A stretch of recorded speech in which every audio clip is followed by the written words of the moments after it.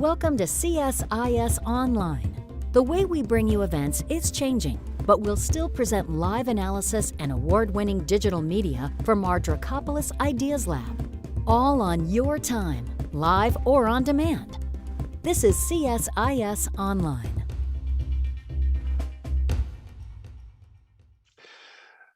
Good morning, everyone. It's morning in Washington, D.C., but it may be midnight where you are, but we're delighted to have all of you join us for what's going to be a very important conversation. And this is a discussion about the reality of rolling out the COVID-19 vaccines around the world. We're very privileged today, and my role today is not only to welcome all of our panelists, and Catherine Bliss will take care of that, but my real special pleasure is to welcome Executive Director Henrietta Fore, who is the Executive Director of UNICEF. Now, you should all know that I am the Global President of the Henrietta Fore Fan Club, and I have been so excited to.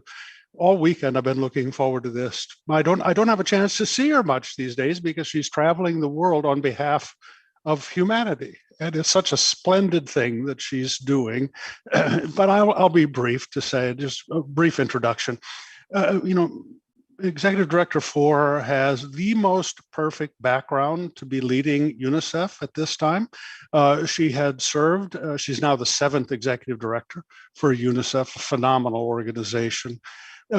From 2007 to 2009, Executive Director Fore was the administrator of the U.S. Agency for International Development and the director of the United States Foreign Assistance. That was perfect training, for having background in the international community that reaches out to do very good things and important things for humanity. She earlier had served as Undersecretary of State, for management. So she knows the architecture of internationalism so very well.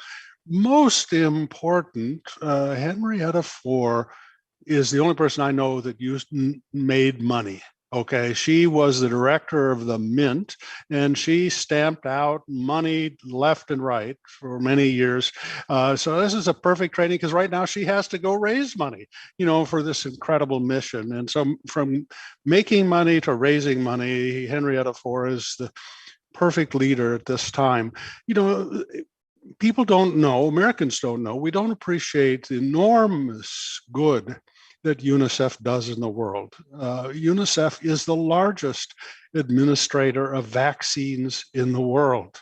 It is the essential partner to the global health community that actually provides for the foot soldiers in the field that get out and really put the shots in kids' arms and save millions and millions and millions of lives. And it's that leadership that she's now bringing for UNICEF to this global campaign to try to get in the front of this terrible pandemic, COVID. Life is coming back to normal in Washington, but it is not coming back to normal around the world. And Henrietta Fore is leading that charge. And so I'm so very grateful that she's here today. I'm grateful for her work. Executive Director Fore, welcome.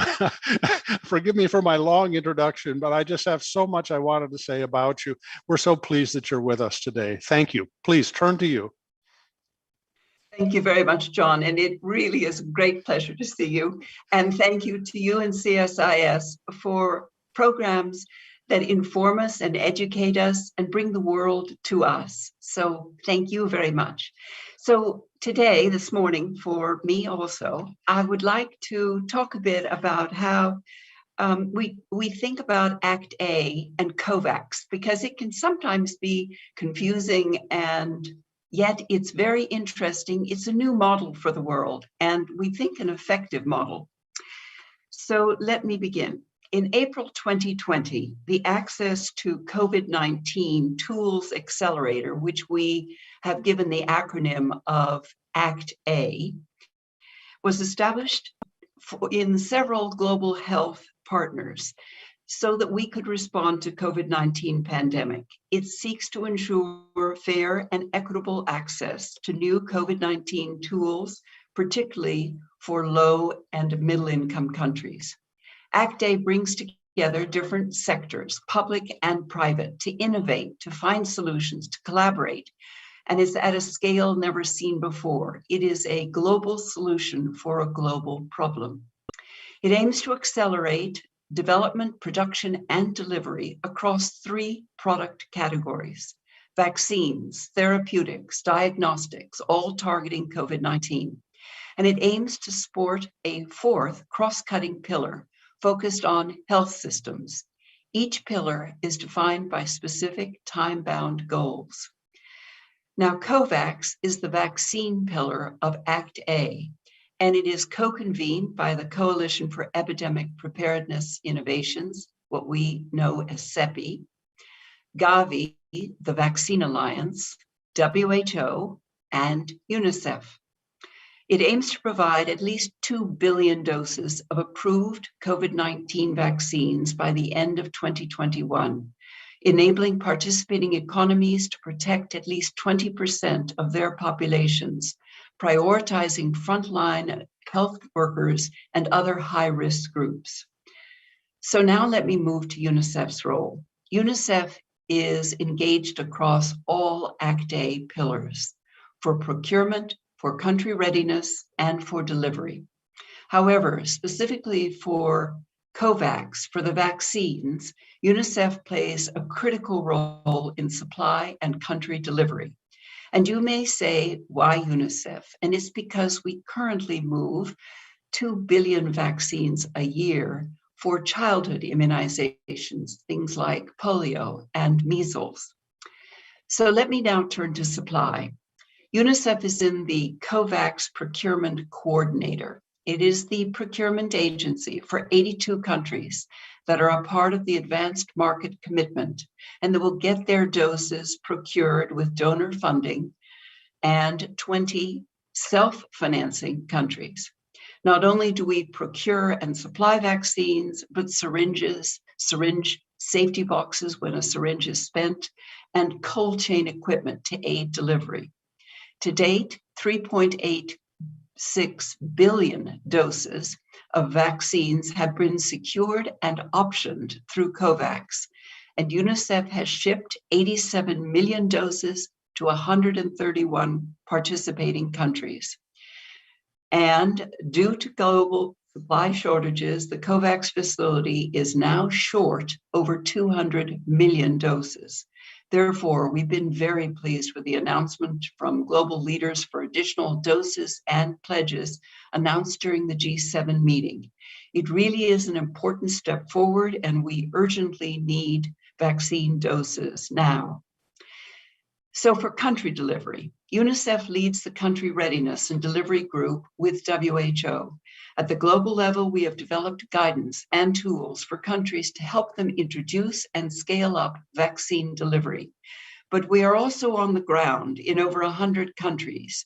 And based on our longstanding experience with immunization, we provide technical assistance to countries to ensure that they have the systems and the people in place and trained to receive and scale up their vaccination program.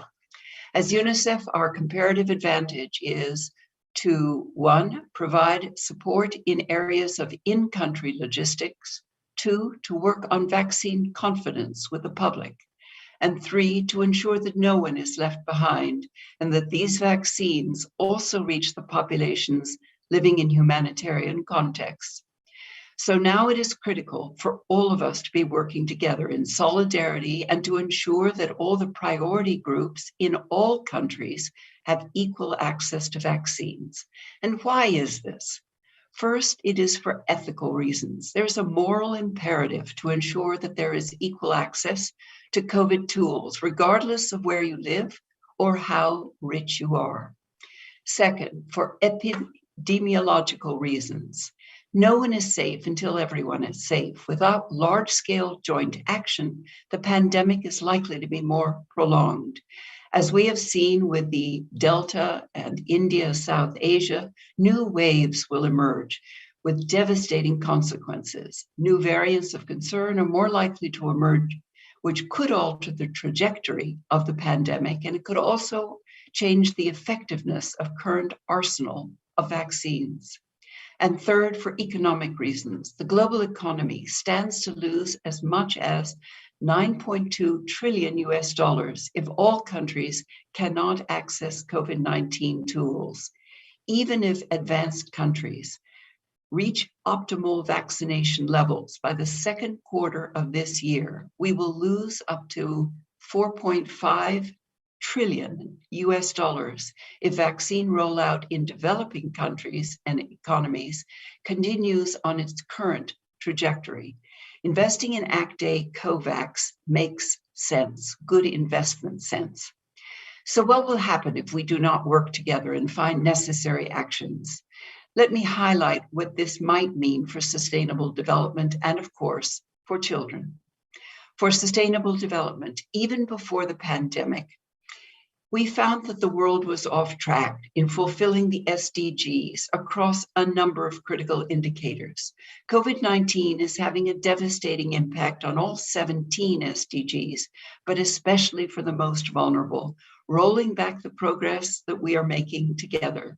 And for children, UNICEF is very concerned about the impacts of the COVID-19 pandemic, both short-term and long-term, on children's lives, and especially for the poorest, the most vulnerable, and the leaving of a legacy of increased inequality.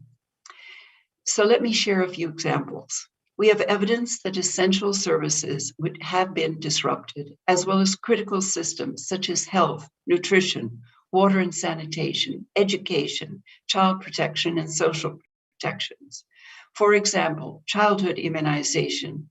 While most countries have resumed delivery of routine immunization services, few have caught up and have reached their pre-pandemic coverage levels.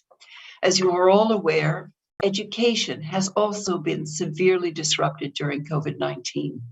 A recent UNICEF report finds that schools for more than 168 million children globally have been closed for almost a full year. Young girls especially will pay the heaviest price. And this is why we must work together and now to ensure equitable access to vaccines.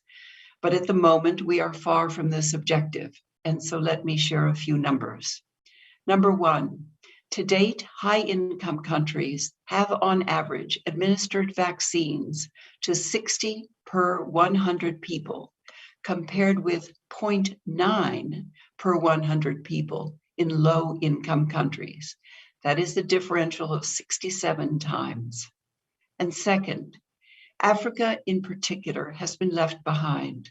So far, the continent has administered around 32 million doses as of June 1st, while worldwide, over 1.9 billion doses have been administered. In other words, the COVID-19 vaccine inequality is much worse than already existing income inequality. And while we see progress in many countries, now that they have started their vaccination programs, we have also found that there are implementation challenges. So here are a few highlights. First, there is a lack of operational funding to plan and to deliver vaccines. Without these funds, countries face challenges to open up enough vaccination sites and have too few qualified vaccinators to scale up the vaccination programs. And second, there is low confidence in governments and in the vaccine products, and that is hampering the rollout. We have seen a surge of misinformation and rumors online and offline, and we are observing vaccine hesitancy amongst health workers, but also among presidents and political leaders. And third, with limited supply and visibility into when the next shipment is coming, many countries have reduced their short-term ambitions for their vaccine programs. Charles, Martha, and Shyam will all talk about their country experiences, but we now see two extremes in our world. Some countries have fully used up all of their doses and had to actually stop their vaccination programs due to a lack of supply. On the other hand, there are also several countries that had signaled that they would not be able to fully utilize their doses before the expiration date. And UNICEF and partners are working hard to support these countries to quickly export their excess vaccine doses to other countries who are in need and can utilize them. So going forward, we will see a major increase in the number of doses that are shipped until the end of the year, something like a tenfold increase. While this is promising news, it will seriously challenge the weakest systems and will once again highlight the inequities and the urgent need to strengthen local primary healthcare systems. So in conclusion, John, we must work together to build robust and resilient health systems, not only as a means to end the current pandemic, but to prepare for future pandemics while making sure that every person has access to the health systems that they deserve. Thank you very much.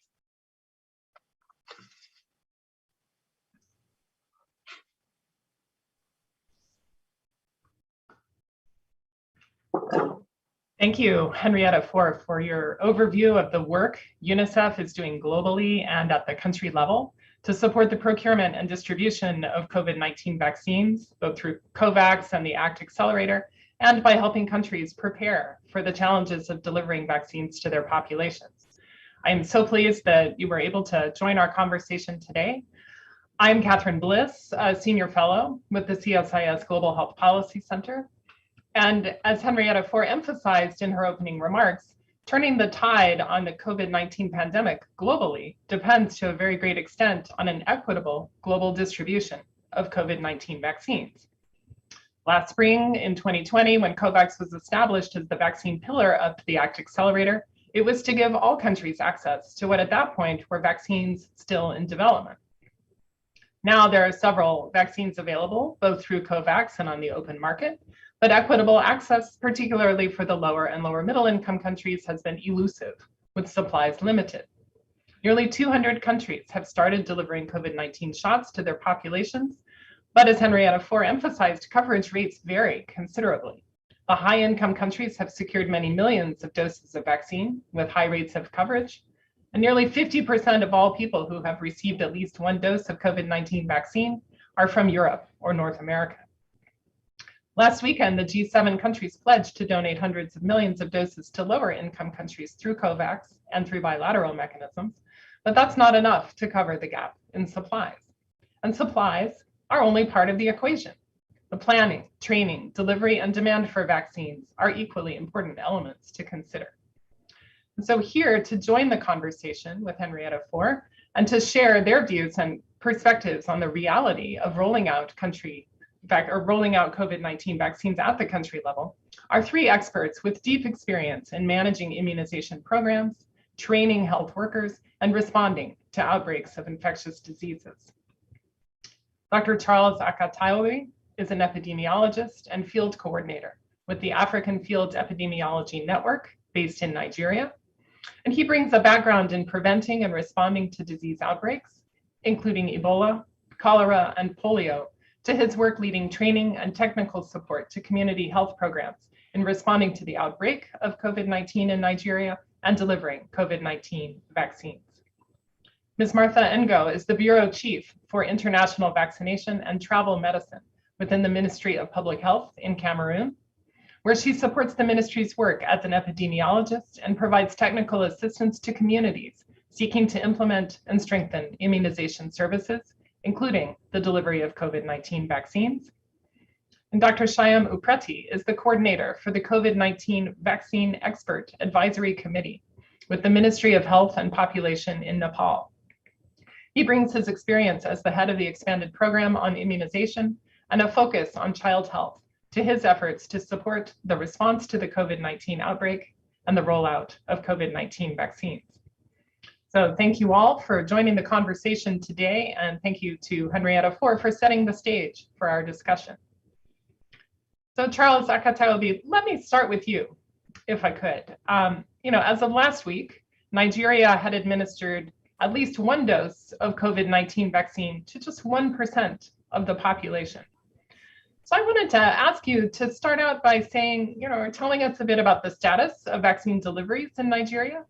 Beyond COVAX, has Nigeria worked with the African Union to secure additional doses? And While waiting for vaccines to arrive, what activities have you been undertaking in training health workers at the district and local level to begin to prepare for their distribution? Thank you, Catherine, for the very questions. And I'm really very grateful to Executive Director Fore for setting the stage, especially for the COVAX facility that gave Nigeria the initial close to 4 million doses that we used for our first dose. And courtesy of her and what she's doing in UNICEF, I'm fully vaccinated with the 2 doses, and many frontline health workers are also. So I really want to say big thank you. Just to answer directly to your question, so we learned a lot of, we got a lot of experience from the first dose. And one of the things we tried to do prior to getting the vaccine was try to build capacities in anticipation of the vaccine. Now, when we rolled out, we also identified the fact that there was still shortage of capacities, especially at the lowest level, the vaccine delivery points. And this shortage of capacity cuts across very technical components, across different technical components, including distribution, last mile delivery of the vaccines. So what we have done was draw from those experiences, especially based on reports from senior level and lower level supervisors that were in the field, including myself. So we sat back to review some of those challenges that we had in the initial first dose. And one of the significant challenges was that we developed a new database that allowed people to be quickly scheduled for the vaccine. So we developed what we call the electronic management of immunization data, EMID, in Nigeria, courtesy of COVID vaccine introduction. And so that platform allowed people to pre-register, schedule themselves, so that we can also avoid crowding at service delivery points. So people schedule themselves in an interval of 2 hours for a 6-hour daily vaccination period. And so there had been some hitches because that was rolled within the timeline of the vaccination. So we've tried to address those hitches, and those are actually giving us, that has helped us to identify some of the needs for which we've reviewed our training materials preparatory to receiving another batch of vaccine. Now, again, we're going to have broader teams because we're expecting larger, more doses of the vaccine. So we're going to be co-opting new teams, and those new teams need their capacities to be built. So we have training materials developed and structured. So we have a 3-tiered government system for health management, national, states, and district or LGAs. So at the national level, we have developed a virtual training platform, given the level of participants we're expecting at that level. And that helps us to manage costs and also reduce physical contacts. But at the lower level, we're going to be having physical trainings for those persons. And then we've also tried to review our training materials downward to focus primarily on the core things that they need to be doing on the field. So in a nutshell, I think the country is on track to preparing to receive the second batch of vaccination. And then hopefully by June 25th, we should be completing the rollout of the first phase, where a lot of people are also expected to get their second shot for the COVID-19 vaccine. Yeah, thank you. Thank you. So Martha and Go, let me turn to you. Charles Akatobi has emphasized the work that in Nigeria has been taking place in order to really develop the ability to schedule people, rolling out technology and data systems to begin to prepare for and undertake the delivery of vaccines. You've been focusing your work at the regional level in Cameroon, where less than 1% of people have been able to access doses so far. And I just wanted to ask you to say a bit about the status of vaccine deliveries in the regions where you've been working. Do facilities have the storage necessary, and are health workers confident they have the training that they can deliver them? What do you see as the greatest opportunities and needs in the region where you are? Thank you, Catherine, for the questions. I also want to thank my colleague Charles from Nigeria and the director who set the pace. I think, yeah, I've been working at a regional level, that is a subnational level, where we have this at our level, we have 18 health districts in the region. And so far, we have been having, up to last Friday, the 18th, we have had 2% coverage of the vaccination for COVID-19. So for the delivery status, on the 11th of, from the 11th to the 17th, because Sinopharm first of all came to the country, and then on the 17th, we had also the AstraZeneca under the COVAX facility.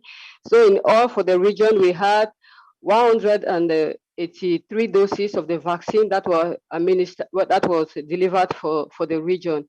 And the main criteria for selection of facilities for vaccination throughout the country was that they have a functional cold chain. So for the Southwest region where I work, we have 23 vaccination sites. So all of them have a functional cold chain that can be able to store this vaccine, because we don't need the ultra cold chain to store these vaccines. These vaccines can be stored between +2 and +8 degrees, which is what is normally used for the EPI routine immunization. This for this region, 185,000 people were targeted for the COVID-19 vaccination, based on the fact that these are the population that are greater than 18, including healthcare workers and people with underlying risk factors such as diabetes, hypertension, and the rest.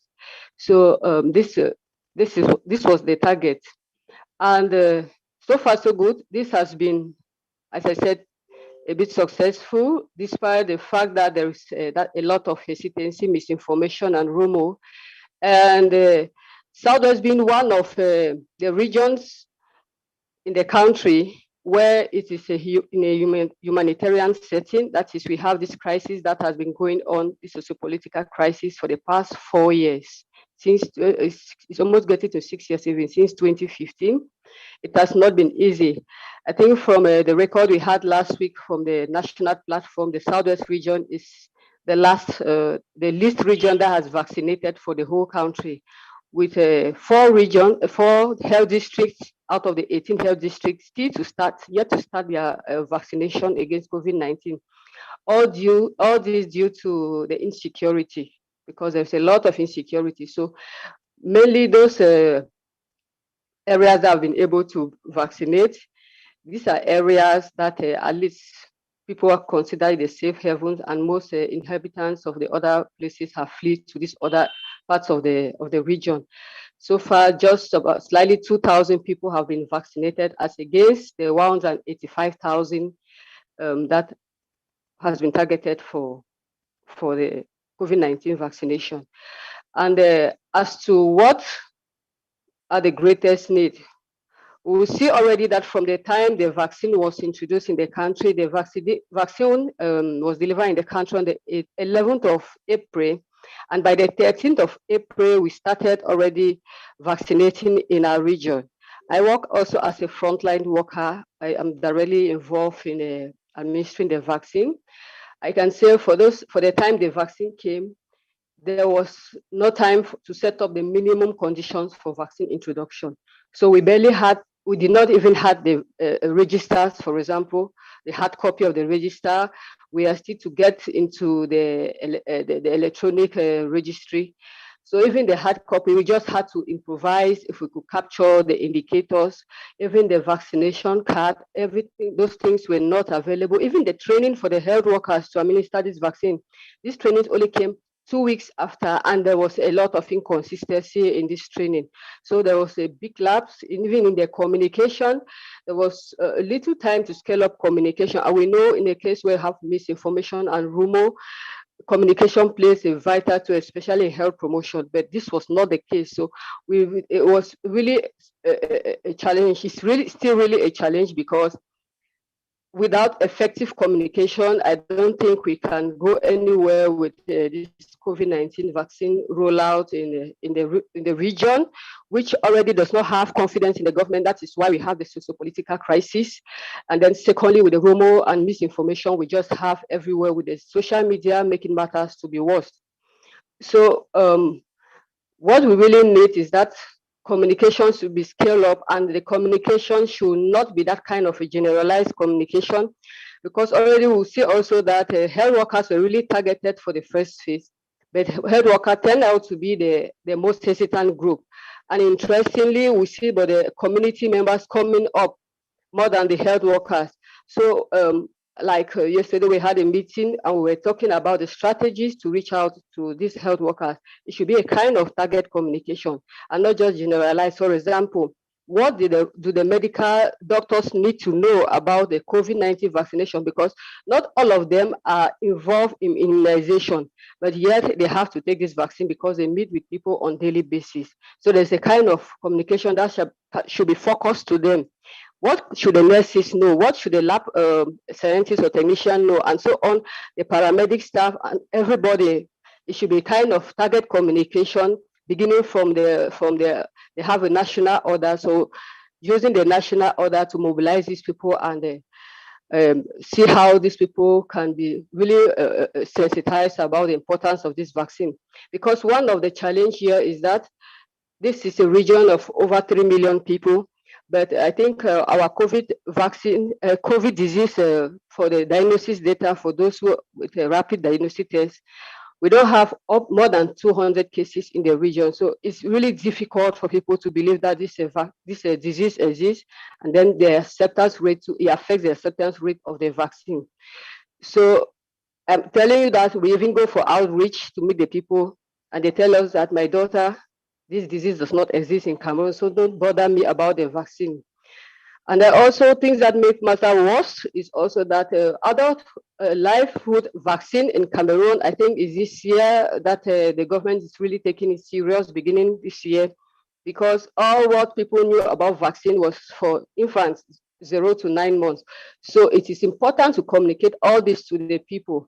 And then I think also what we need is infrastructure, human resources, because the same people we have always have a problem of staffing.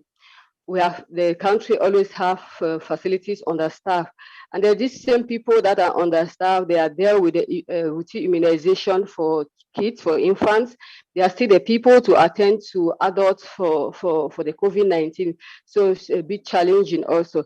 And then the same infrastructure, like I visited 1 or 2 facilities for supervision, and I could discover that where the infant vaccination is taking place is the same place that the COVID-19 vaccination is taking place. There is no room, there is no space to separate these activities.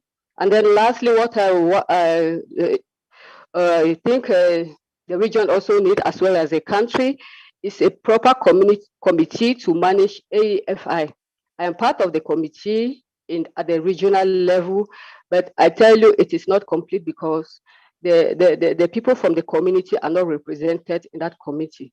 So I think communication also, we involve these people. If they are part of the committee, it becomes transparent and they take the information back to their community, and this helps also to debunk some misinformation and rumors and increase the acceptance rate of the vaccine. Thank you.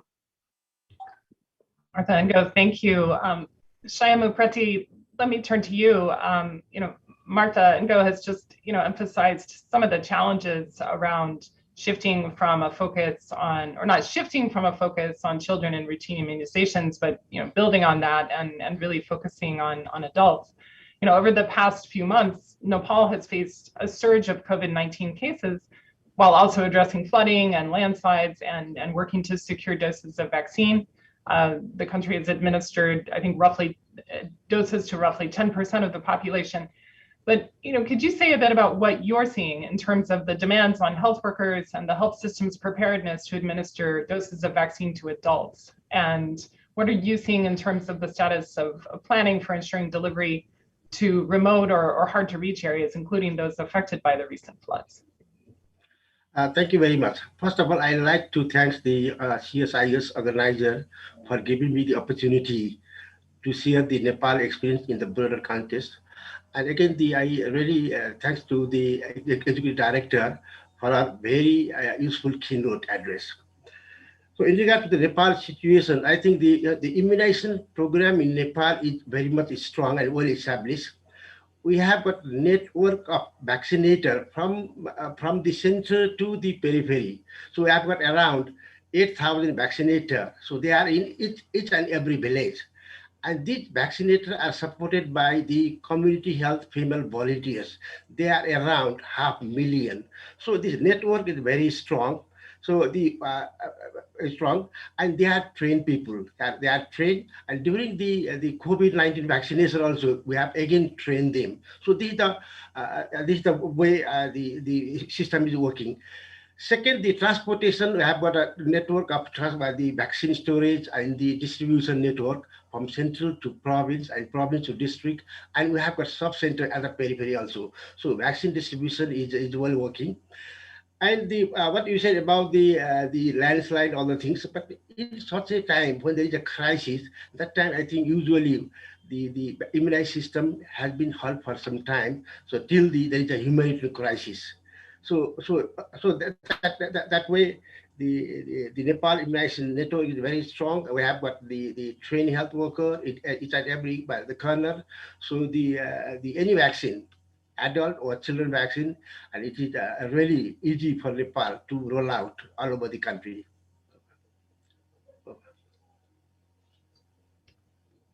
So, Henrietta, Fore, let me turn back to you. Charles Akataubi, Martha Ngo, and Shamu Preti have all presented some country snapshots, but UNICEF is really working at a global level. It's long procured vaccines for the Gavi eligible countries, but now, as you said, through COVAX, is handling procurement for the advanced market commitment countries, a set of the self-sustaining countries, and at the same time, really kind of this shift from a focus on childhood immunizations to adults.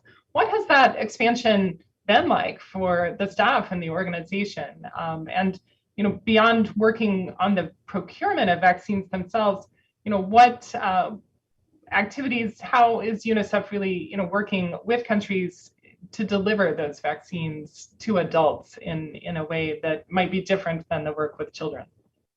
It's a very important question. And in Nepal, I think this culture of working in a team, like the WHO, UNICEF work together under the leadership of the government. So there's a joint plan, we work together. For the UNICEF, I think from the long time, they are supporting in vaccine logistics. So their support is excellent in the immunization system. So vaccine logistics system distribution are they supported by UNICEF. For this COVID-19 vaccine also, they supported in conducting the assessment of dry space and cold chain space and find out the gaps in the cold chain space. So accordingly, we make an improvement plan. Based on the improvement plan, we have developed, we have expanded our cold chain system. And in regard to the COVAX application, the UNICEF country of Nepal has supported the government of Nepal in preparing the COVAX application for CCE. So that application is already accepted. So maybe by July, we'll get the equipment ready for Nepal. So with that support, so Nepal will add around 19 walk-in cooler of around 40 cubic meter. So that will expand the capacity of the cold chain all over the country, from the central to province and the district level. So that's the thing. In addition, UNICEF has access to the government of Japan to improve the cold chain system of Nepal. So government of Japan is supporting Nepal to improve the cold chain system of Nepal through UNICEF. So the first part is the UNICEF support is the cold chain system, and they are supporting in the developing the planning of vaccine distribution and the monitoring the vaccine stock at each level. So that's one important. During COVID vaccine, they supported the transport of the vaccination team and the monitors from central to province and the down level. So these are the important support provided by UNICEF Nepal in terms of the vaccine logistics. Second very important component they are supporting is to increase the vaccine confidence. So they supported the government to develop the communication plan, and they support the government to conduct many advocacy meetings with the media and with the professional organization. So they have supported the government to develop different media messages to be given in the different media. And another important they are doing is the media monitoring, social media monitoring. And I think comes wrong, so they will immediately inform the government and sit together and correct things. So that way, the UNICEF Nepal country office is really supporting the routine immunization and also this COVID-19 vaccination. Over. Great, thank you very much. We're starting to see some questions come in from the audience, but Henrietta, Fore, I want to just turn to you to ask you to say a bit about what this expansion has been like for UNICEF globally. And also, all of our speakers have really touched on this issue of vaccine confidence and the work that UNICEF has done to support the vaccination demand hub, and others has been so important. So let me ask you to say a bit about that work at the global level. So thank you, Catherine. And as Sham has just said, there are lots of complexities when you're on the ground, but one of the first ones that you come to is how to finance it. And I think for us globally as UNICEF, if you are doubling the number of vaccines that come through your doors and the amount of personal protective equipment, diagnostic kits, other things that are just needed urgently by the world at large, financing immediately comes to mind for UNICEF, just as it comes to mind in a Nepal, a Cameroon, or a Nigeria.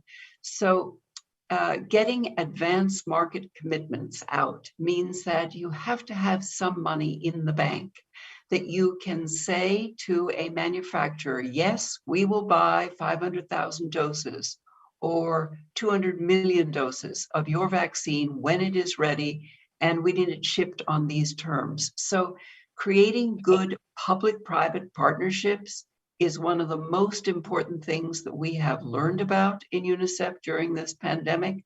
We already had good public-private partnerships, but we need more of them. They need to be faster, more effective, more at scale.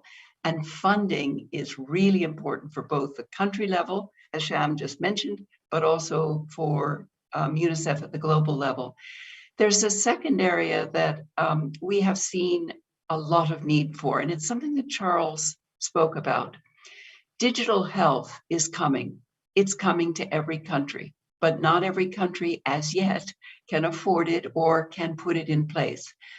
Sham mentioned planning. It's very important, but you'd like to be able to use some of the digital tools that are now available.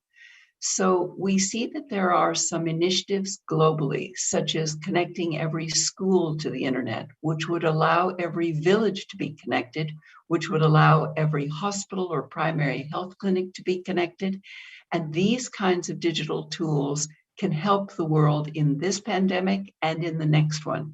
Primary health care can use digital innovations. And so innovations that are both frugal and innovations that are very sophisticated but give you platforms as a country will be very important. And then, Catherine, to your point about a vaccine hesitancy and how the populations respond. So Martha's comments about Cameroon is something that we are hearing from countries all over the world. And it is particularly strong in countries that have not seen vaccine rollouts. So the longer we wait as a world, the more the misinformation gathers, the more the concerns and worry. We are hearing in some rural villages that they think that COVID is just in urban centers. We are hearing in others that they think it is just an adult person's disease. It doesn't catch children, but it does. So what Shyam has mentioned about Nepal is what we would hope to do in every country, which is to work with the government, to build trust among the people, and to make sure that everyone realizes that vaccines save lives and they should come in and be vaccinated. But we're going to need a lot more public-private help. So we're going to need handbills on buses, at bus stops. We're going to need them everywhere. We need businesses to tell their employees that they should get vaccinated and to tell their friends and their families and to bring their families in for vaccinations. And to get this out on radio and on television and on digital phones, we'll just need every possible way to talk to the populaces about the confidence in vaccines. Thank you. So, thinking about this question of vaccine confidence at the country level, Charles Akatobi, I want to come back to you for a second.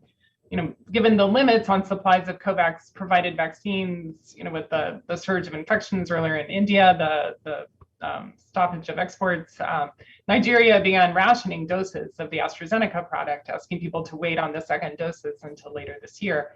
Last week, the National Primary Healthcare Development Agency noted that the rationing was no longer necessary and a second shipment is expected in August. But as Henrietta Fore has just said, the longer that there's a wait, that allows more time for concerns and misinformation to be generated.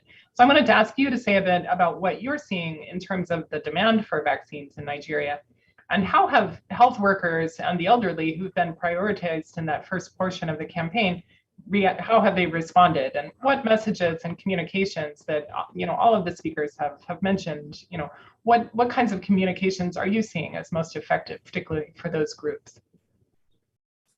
Okay, thank you very much. So just to highlight that vaccine hesitancy that was talked about by Martha, and which ED4 had also reiterated, actually cuts across a lot of countries, and Nigeria was not spared.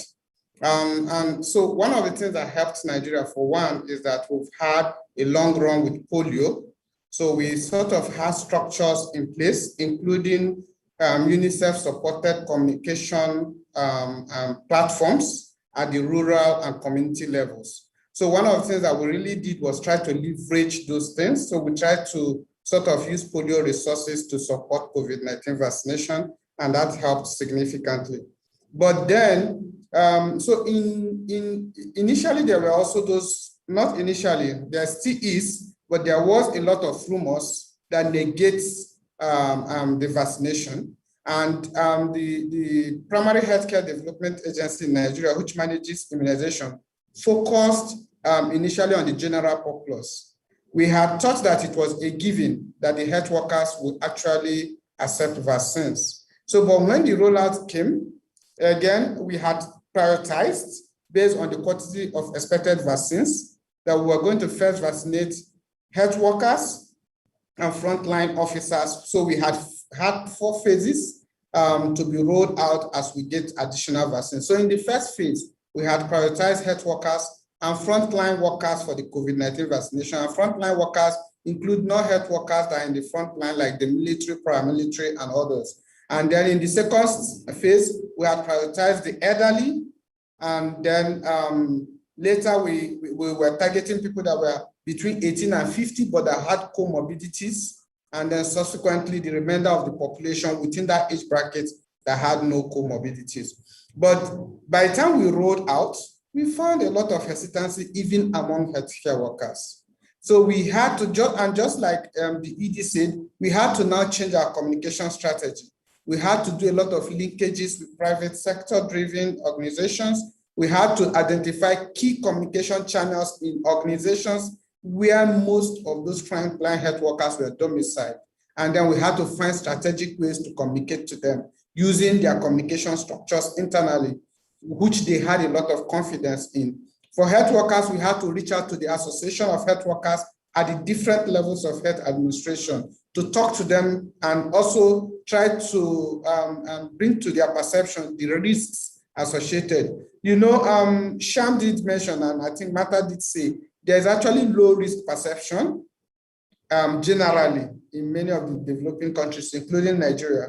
And so we had to find a way using pictorials and videos of those who actually had the disease, a lot of whom were health workers, to now re-strategize our communication. And that did help a lot.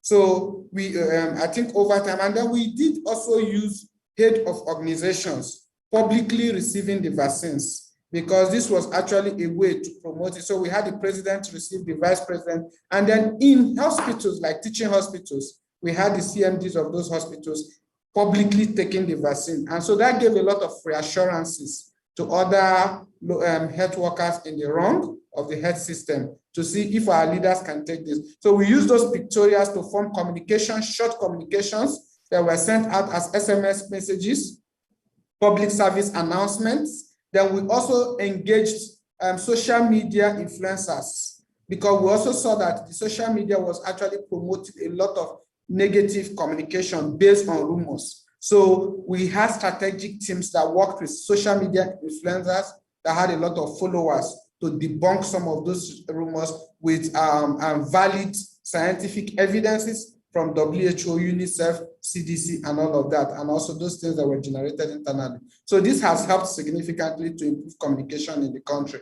But I want to really give a lot of kudos to our pre-existing polio structure. Even at the onset of rollout, we had the challenges of shortage of health workers, just like Martha did mention in Cameroon. So what we did was reach out to re-engage some of those who had worked with polio, who were being laid down because of the reduction in polio financing. So we re-engaged them for the COVID vaccination, and they did bring some of those experiences, and that has helped significantly. We've not been able to do away with all the challenges. We still have pending hesitancy, especially in the general public, but significantly among the prioritized target population in the initial first phase, significantly we've been able to make some landmark achievements. Thank you. Thank you. Shaila Bretti, let me turn back to you. We've had a question come in from the audience, asking about the challenges of reaching out to populations that may have, language differences, border populations that may, have not share the same cultural affinities, or, and also just challenges of reaching populations that may be, very remote or outside of sort of access to normal government services. Could you say, a little bit about how, some of the existing and previous work that you've done through the expanded program on immunization address some of those challenges and what the thinking is currently in Nepal? Thank you. Actually, in Nepal context, there is a micro plan in each and every village for routine immunization. So for the micro planning, the deployment, the involvement of the local community and locally marginalized community also. They all sit together and develop the micro planning. Same thing happened in the COVID vaccination also. Before vaccination, each and every village develop a micro plan with the consultation of the local government, marginalized community, female community health volunteers. That way, the low coverage area or left out or drop out area was all clearly delineated, and based on that, the targeting that area plan was developed. That important thing.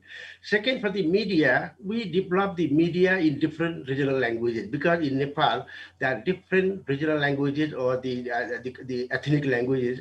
So we translated the national Nepali language, all the media things to the local languages, and that was given in the paper media, even in the local FM radio. So that way, the reach to the unreached was planned. Another very important thing for Nepal is because we have got female community volunteer in each and every community. So that community, the volunteer, know each and everybody in our community because she's from local community. That way, we can reach the unreached or some marginalized community through that the channel also. So that this is the mechanism in Nepal.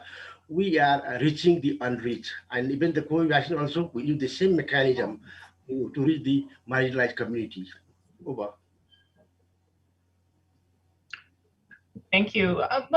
Martha and Go, let me turn to you, again, on this question of reaching out to communities that may not have as much trust in the government. You mentioned that the region where you've been working is, has had a 4-year process of conflict and sort of a lack of trust in overall public services. And at the same time, a recent survey of some 2,500 adults in Cameroon late last year showed that a very high percentage were hesitant to get a COVID-19 vaccine, and concerns about clinical trials and motives of pharmaceutical companies really underpinning people's fears. This question of misinformation has come up.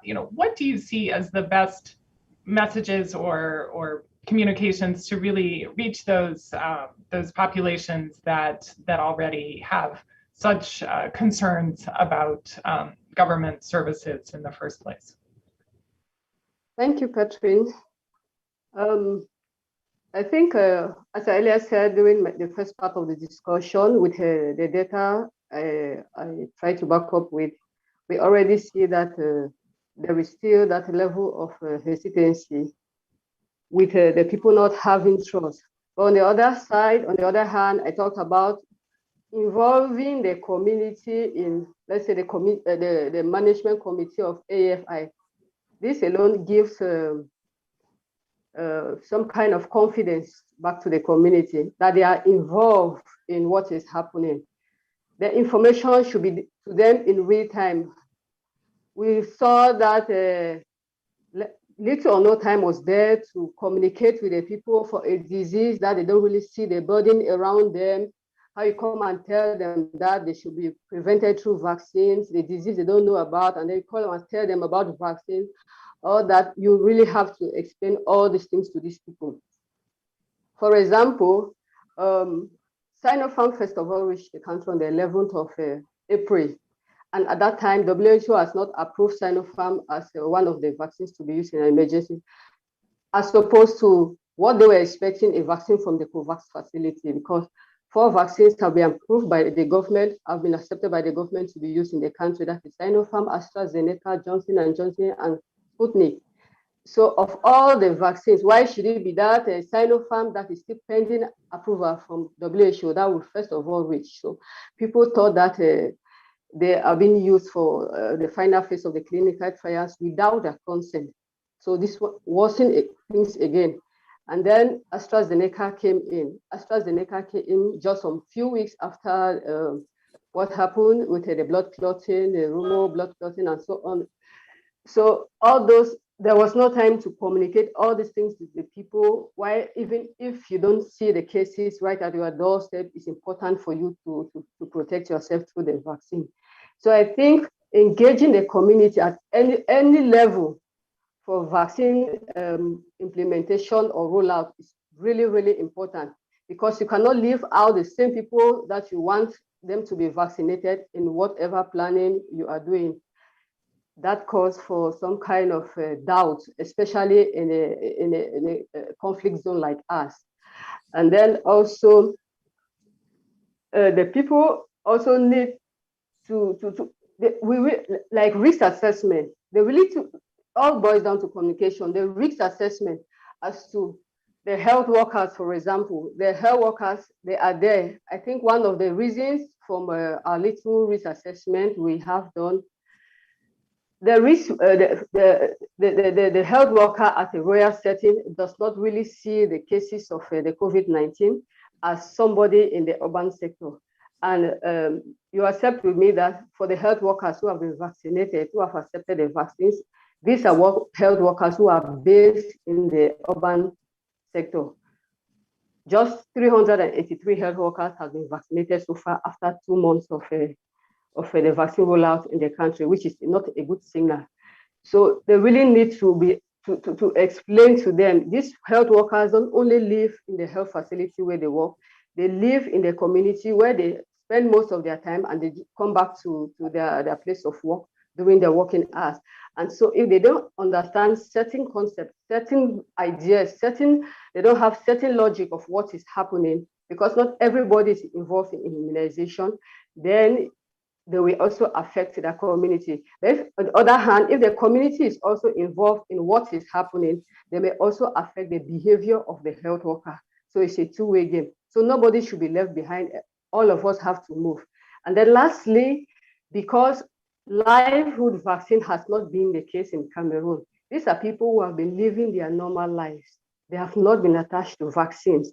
And now you come and tell them, this is COVID, it's killing people, and yet they are not seeing the people, and you say protect yourself. They have not been told about the importance of livelihood vaccine, including COVID-19 vaccine. So all this boils down to the communication, our communication strategy, how we include our communities, how we engage them in whatever intervention we take. The way we will include them in our interventions. I think that will determine the success rate. Thank you. Thank you. Over. Thank you. So Henrietta, Fore, you opened our session this morning with an overview of UNICEF's work at the global level and how global needs and challenges have really evolved over the past year and a half of the pandemic. Let me turn to you for some final reflections, both on the state, the reality of rolling out COVID-19 vaccines, and what you're most concerned about or optimistic about as you look ahead 2 to 3 years. Thank you, Catherine. Well, I think what I'm most concerned about is that many of these countries have fragile health systems, and that for us as a world to beat COVID-19, it's going to have to be multi-sectoral, as you mentioned in your opening remarks. So it is also getting routine immunizations, getting clean water and a bar of soap in a school or in a hospital or in a clinic, and making sure that donors don't get too fatigued. But we have a chance coming out of COVID and living through COVID to really reimagine the education system in our world and to use remote and distance learning. We have a chance to relook at water systems so that we can have better hygiene and sanitation.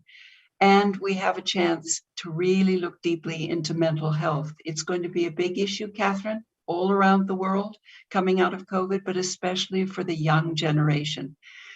So you have put your focus on the most important part, which is the country. And there was a question in the chat boxes from Stacy Gilbert. The estimate is that $1 spent to procure a vaccine needs to be paired with $5 for helping the health systems in a country. The local country is where the action is now. It is a race against time to try to keep the world healthy, and we can use the help of everyone. So anyone who can pitch in and help us, we would appreciate, and we'd love to add some thoughts into the chats after this. But thank you very much, Catherine. Thank you. I want to thank Charles Zakataubi, Henrietta Fore, Martha Ngo, John Hamry, and Shyam Upreti for joining the conversation this morning. Thank all of you in the audience for joining and participating in this discussion about the reality of rolling out COVID-19 vaccines. And thank you very much for participating in our conversation today. We are adjourned. Thank you.